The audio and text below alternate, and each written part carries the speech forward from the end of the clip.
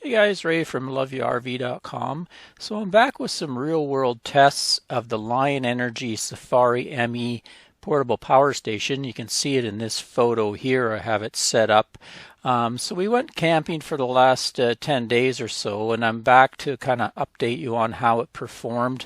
I have the Safari ME box here, but I also have the expansion pack and 6 of their solar panels. They call it the deluxe kit. Give you a quick look at how I have it wired, how I use it. So the 6 solar panels are each 100 watts. So I have 600 watts of panels I can deploy, and then they can feed into the Safari ME power station and charge it. Another way I can charge it is via a generator. I can plug my generator straight into it and charge it for those times where we're not getting any sun and it's lots of clouds, maybe rain, or if I'm buried in a forest. I also have it set up that I can use my RV house batteries. So I have an existing set of batteries. They're the Lion Energy UT1300s, and I have 3 of those installed in my front storage compartment. That's what I've been using for the last few years. So I can take those and change the DC to AC using my 1000 watt inverter that I have. And then I can use the input here, the AC charging input on this box. So it's kind of a way I can transfer energy from my main bank into this box. On the output side, what I've done recently, if you might have seen a recent video where I installed a transfer switch so that I can plug into this box, and then I can transfer the power into all the AC circuits in my RV via the distribution center here with all the different breakers. So it can make all the plugs in my RV live, makes it an easy way to plug in. So I can plug the box directly into the transfer switch I have in a storage compartment, or I can also use the regular RV power cord and plug it in, and it will click over and switch as well. So that's kind of how I have it set up in my rig, just because I have this existing system of batteries. So we're going to go and give you some footage of us out camping at a couple of our provincial parks here on Vancouver Island. There was a lot of camping under trees, so it really put this to the test, and it really showed the advantage of this little power station is I can move it out via extension cords and via a 25-foot cord with the solar panels, so I can draw solar power into my RV even though it's under trees. So let's get to the videos. So here's a use case where a box and setup like this really shines. We're camped underneath all these trees. Nice campsite, but the solar power on top of my RV roof is basically getting hardly anything every day, just whatever trickles through the trees. But with this system, I can deploy the 600 watts of panels out here during the day. And then it has a 25-foot cord. Let's just do a check on the amperage we're getting here. Right now it's pulling about 13 amps. Not sure the voltage, but it's up there probably around 30 or so volts. I think they're 24 volt panels, so when they're working they can go up as high as 40 volts. Anyway, along here I've got it back to the Safari ME box and the expansion pack. So I go back here and you can see it's charging up now. Now we've been here about a week, and I'm finding the bottom box, if I have good sun, takes about 2 hours to charge, and then the top box is more about another 4 hours, so about 6 hours altogether to fully charge it. But I need really good clear sky. Today's actually pretty good, but some of the sun and cloud I don't really get a whole charge in one day, just because we're in a spot where there is quite a big mountain over here. First light comes around 9 a.m. and then I lose the light again somewhere about 2:30 or so into the trees there. Now when I deploy it out here, I plug my RV cord into it so that we can be charging the box, but I also can be running stuff in the RV during the day. Say we want to use a hair dryer or a toaster or charge stuff up using the AC plugs. So right now all the AC plugs in my RV are live. The only issue I've had with this box is my microwave seems to have a hard time running with it. Sometimes I have to do 3, 4, 5 tries before it finally kicks on. It's a sunbeam microwave, and I don't know if it's the microwave itself or an issue with the Safari. So this thing should run it.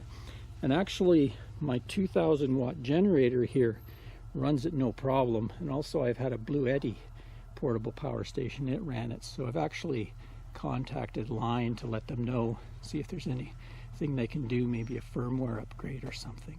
Then after we're done with the sun, or if I'm not getting any sun, what I do is I bring the boxes in here. First I put the expansion pack in a little further, and then I put the box right here.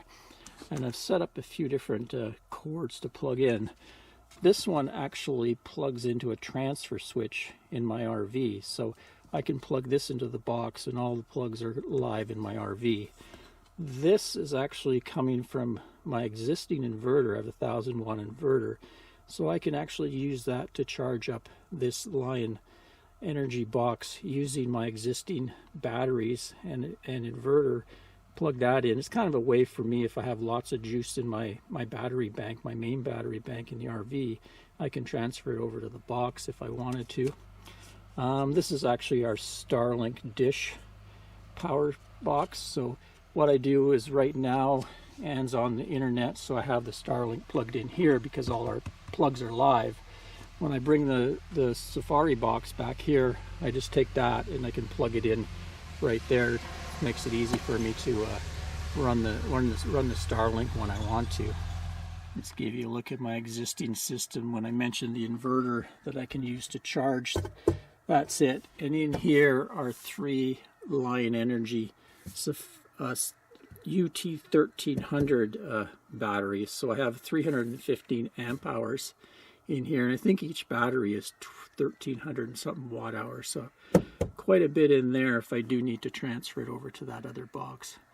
Right now it's just slowly being trickle charged by, I have a couple solar controllers over there hooked up to about 1000 watts of panels, but like I say, in the trees you can see here, this one's only, normally it would get 40 amps of charge, it's getting 1.55 amps, so barely anything coming out of that.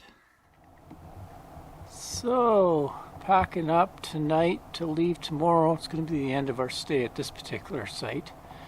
So, how did it go? Well, we've been here a week now, and only had to run the gas generator around 3 hours total, so that's doing pretty good, considering, like I say, I'm getting pretty much nothing in the way of solar on the roof panels, maybe a little bit, maybe enough to kind of keep Anne's computer going in the daytime. So we've been counting on the Lion Energy kit here. Here it is. I've just finished taking down all the panels because the shade is quickly going that way, and once it starts to go, I'm not going to be like chasing it down the field or anything, so that's about all we're going to get. I got from 0%, it was right empty, to 54% of that dual battery kit. So looking somewhere around 1600, 1700, maybe 1800 watt hours put back into it, which is pretty good. That's comparable to quite a few lead acid batteries, actually, maybe 2 or 3 at least of capacity. So we've been able to make do in this campsite with this kit, so I've been really happy with that.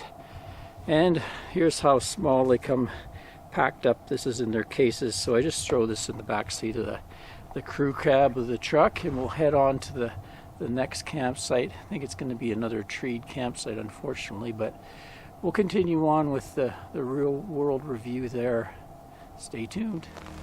Okay, so we've moved locations. We're at a different provincial park now, down near Parksville on Vancouver Island, called Rath Trevor.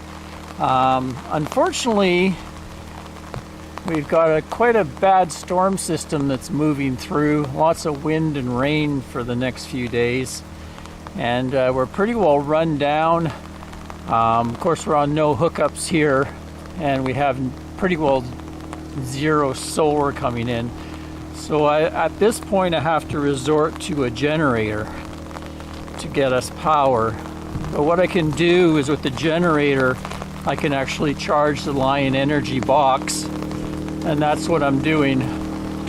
So I have my generator running over there. You can see, just have a table helping shield it from the rain. And I've really got it cranked up, trying to get as much charge as I can into the rig. So I've run a cord into the front here. You can see this yellow cord that goes into the front. Now that goes in to the front compartment and it actually feeds a converter charger that I have in there. So right now that's feeding 35 amps into my main battery bank, the three Lion Energy UT1300s. But I've also plugged in my main RV cord into the generator as well. So that's supplying power to all our outlets in the rig. And what I've done here is I've plugged in the Safari ME and actually my Starlink power supply into that power plug that's in my wet bay here. So I'm also charging this box with the generator. So I'm trying to maximize. I only have a 2,000 watt generator and I'm pushing right to the edge of it right now. You can sort of see how that light on there, there's a green light and then there's a red light. The red light means it's pushing right to the overload limit, so it's running right to its max. So hopefully I can get as much charge as I can. The generator hours here are 2 hours in the morning and 2 hours at night. Right now though, it doesn't really matter. Most people have left, especially all the tenters and stuff, because we have quite a lot of rain going on in here. But I thought I'd show you what happens when I don't get sun. I can still actually charge up that box. And that will limit my having to run my generator, because I can put a bunch of charge into my main batteries and also the Safari ME power station. So out of interest, I'll just show you the charging that's going on when I say I'm feeding the main battery bank. So I have a receptacle that I modded here, and I plug into that, and it comes along here, down here, and then this converter charger is plugged into that. Now that's a 60 amp IntelliPower converter charger, and then it's feeding my main battery bank here. And like I say, it's putting right now, I was looking at the battery monitor, and it's putting 35 amps in right now. I could take this pendant here, it's a manual override, and I could pump up the voltage on this and I could get it to put out over 50 amps. But if I did that while I'm running the other cord, it would actually overload my generator. So I'm just going to leave it doing 35 amps at this point. Up here I can see on my charge controller, just out of interest, I'm getting 0.39 of an amp from solar. Basically nothing. So there you go, kind of worst case scenario. You're probably saying, oh, I wouldn't want to be beside you running that generator like that, but really there's no one around right now and it's pouring rain. Everybody's inside their RVs, so I don't mind kind of doing that right now. We could always lower our power usage by not using so much power, kind of reducing it down, that we wouldn't need to run the generator that much. But if I can, all it's going to do is cost me about a gallon worth of gas to run it tonight. So I thought it'd be better to do that. Make sure we get everything really nice and charged up for tomorrow.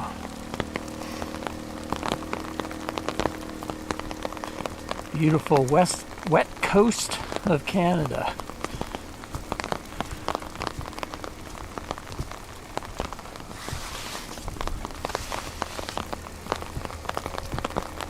At least it's green.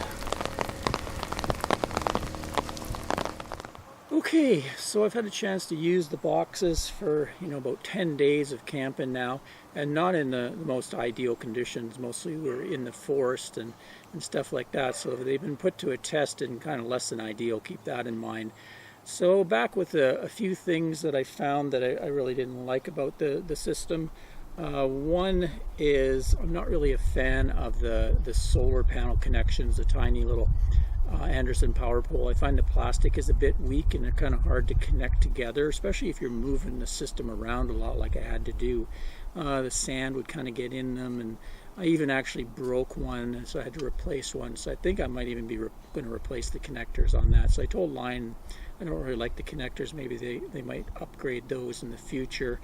Also, it had trouble running my microwave, and I don't know why. My microwave in my RV is a Sunbeam. It's only 1,350 watts.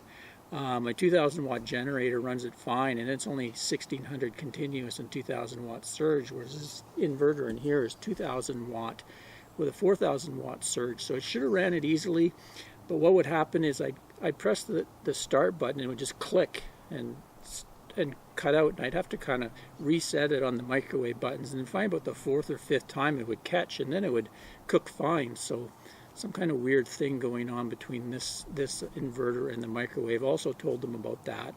Maybe they can do something with the firmware or something, or maybe it's just some kind of incompatibility with my 10-year-old RV microwave. Also, I wish they had a maybe a Bluetooth or a Wi-Fi smartphone app. The screen is nice, it's basically simple, but I'd like to actually, it'd be better for maybe people, kind of power users that would like understand watts and amps, to be able to get in more in-depth information as to how much the box is putting out in watts or amps or charge and stuff like that. So I told them that would be an interesting feature to add as well. What else do we got here? This is pretty heavy. Not as heavy as some of the other boxes. Like the Blue Eddy was 60 pounds, so that was quite a heft. It's nice that they split them into two kind of 40-ish pound boxes, but still, if you're not super strong and you're going to be having to carry them out away from the trees into the sun or whatever, or if you have, the solar panels are also pretty heavy too, which is nice, and they don't blow around in the wind. They're very wind resistant, but still, it's 20 pounds each. You got to carry 6 of them out there, so it's fine for me. I have a good back and everything, but I just wanted to point that out to people that may be on a little bit of the weaker side. It could be a chore to move them around if that's how your use case is. So that's really only the negative things I had to say about it, using it for 10 days. Some of the nice things, the solar panel cases that they came with are really nice padded cases. I find it's really easy to put the solar panels in there, and it really protects them. And when they stack, they don't slide around or anything. So I really like the panel cases that come with it. It charges really quickly. That's always been what this box really shines for. It's quick charge, both on solar and for plugging in, which is important if, like you say, you have limited solar time, or you're trying to charge with a generator like I was last night. You want to get as much oomph into there as you can. You don't want a really slow charging box. I like the split units, you know, the top unit and the bottom unit, and they're nice and low profile, so they can fit easily into my storage compartment. Some of the RV storage compartments are only about 16 inches high, so you get a really tall box, like the Blue Eddy one that I reviewed. It was too tall to put into my basement pass-through storage, so it would have to go into the front storage. This just gives you more options of where you can put this, especially in an RV. The display brightness is the best I've seen on any of these power boxes. That's always been a downfall of a lot of them. Any kind of bright light and would wash them right out, whereas this one, even in the sun, I can kind of get a good look at it. It's got quite a bright display. And that's about it. I had, you know, my pros and cons list in a previous video and blog post, so I'll link back to that if you want to look at that in depth. Overall, I'm really happy with the system. I'm going to continue using it. I'll come back with a video, hopefully, if we can get down and do some boondocking down south where we have like beautiful sun all the time. I can give you a video of what it's like when you're in a nice sunny spot and how it performs under those circumstances. But that's it for now. I hope you enjoyed this video series on the Lion Safari ME. I'll leave links in the description if you're looking to buy one or whatever like that, or just want more information on it. Till next time, Ray from loveyourrv.com. Happy trails, everyone. Cheers.